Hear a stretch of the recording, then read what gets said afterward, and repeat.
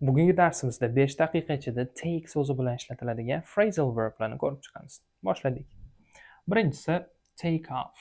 Take off oson eslab qolish mumkin, chunki take off mana bunaqasiga samolyot tepaga ko'tarilib ketishi degan ma'noni bildiradi. Masalan, samolyot 5 daqiqa ichida ko'tariladi, yordamda uziladi deydigan bo'lsak, the airplane will take off in 5 minutes desak bo'ladi.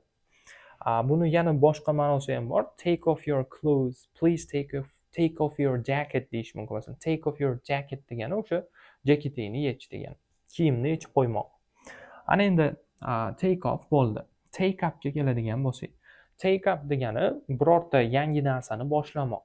Masalan, Jack took up English last year desa, Jack o'tgan yili ingliz tilini boshlagan degan ma'noni bildiradi. Bu ham ko'p ishlatiladi. Take downga keladigan bo'lsak, take down degani o'sha ko'pchilik UFC yoki MMA janglarini ko'rganda take down iborasi ishlatiladi. Take down kimnidir olib yerga urish, take down. Undan tashqari, agar academic, ya'ni ta'lim bo'yicha ishlatadigan bo'lsak, take down important for example points, important moments deyish mumkin. Take down yozib olish degani, muhim momentlarini, muhim jihatlarini yozib ol degan ma'noda. Keyingisi take over. Take over degani biror biznesni, kompaniyani, aytaylik, birorta tashkilotni boshqaruvini o'z qo'limizga olish. For example, Alex took over his father's company masalan. Ya'ni Alex o'zini otasini kompaniyasini took over qildi, ya'ni o'z nazoratiga oldi, o'z boshqaruviga oldi. After his father's retirement, masalan, otasini retirementidan keyin, ya'ni pensiyaga chiqqanidan so'ng degani bo'ladi. Back, take back, take olmoq, back ortga degani. Masalan, ba'zida mana bunaqa deyishga to'g'ri kelib qoladi, ya'ni aytgan gapimni qaytib olaman deyishga to'g'ri kelib qoladi. O'sha momentda mana shu take backni ishlatadi inglizlar. Masalan, men aytgan gapimni qaytib oldim deydigan bo'lsa, I took back what I said bo'ladi. I took back, qaytib oldim, what I said, ya'ni aytgan narsamni. Take part in.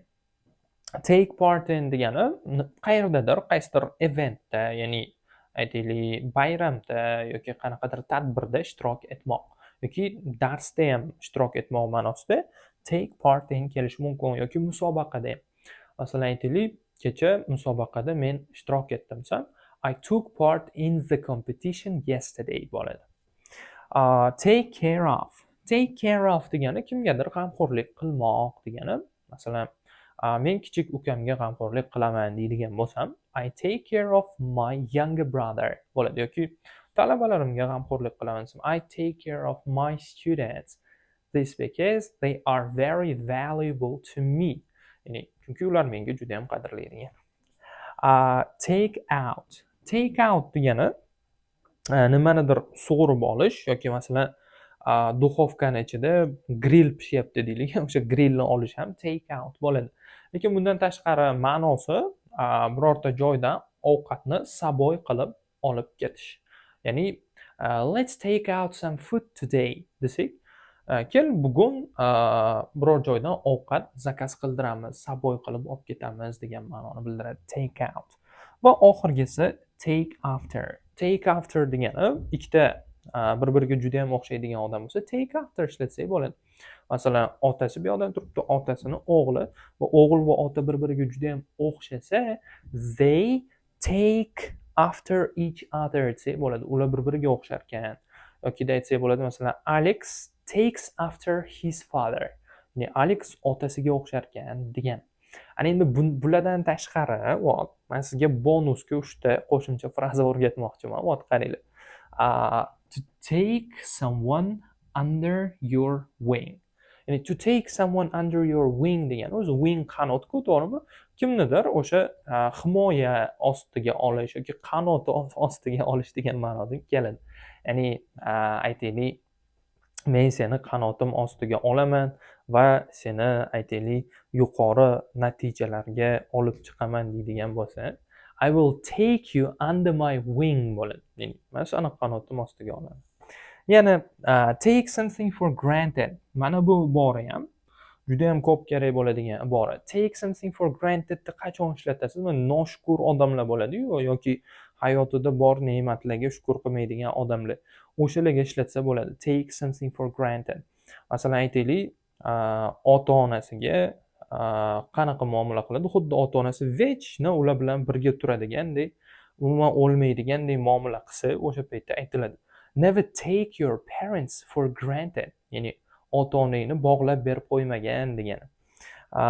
Yoki aytaylik, bu yordamni take granted qilma. Masalan, men kimgadir yordam berib turgan bo'lsam, sen o'zi shunaqa bo'lish kerak ekan deb o'ylab qolma yordamimni. Men senga vaqtinchalik bu yordamni beryapman degan. Ya'ni abadiy emas degani. Never take my support for granted. Masalan, siz yordam berasiz va sizga qarshi nimadir deydi, nima deydi, o'sha yordam berganingizni nima deydi, o'zi shunaqa bo'lish kerak ekan deb qabul qilib qoladi-yu. O'sha paytda never take this for granted deb qo'yasiz.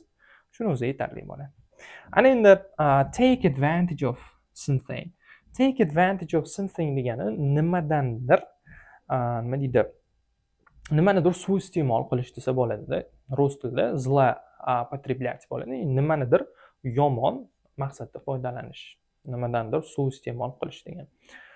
Aytaylik, u meni aytaylik halolligimni yoki soddaligimni suiiste'mol qildi, halolligimdan, soddaligimdan yomon maqsadda foydalanib qoldi desa bo'ladi. He took advantage of my honesty. Ya'ni meni halolligim, soddaligimdan foydalanib qoldi degani. Mana shu 3 ta ibora. Agar yodimda qoldiray desangiz, mana bularni har bittasini daftaringizga yozib oling, har bittasiga gaplar tuzing, speakingda ishlatishni boshlang va hoziroq mana bu 3 ta iboradan bittasiga gap kommentariyada qoldirib keting. Sizlar bilan Teacher Bobur bo'ldi. O'ylaymanki foydali bo'ldi. Keyingi darsimizda ko'rishguncha.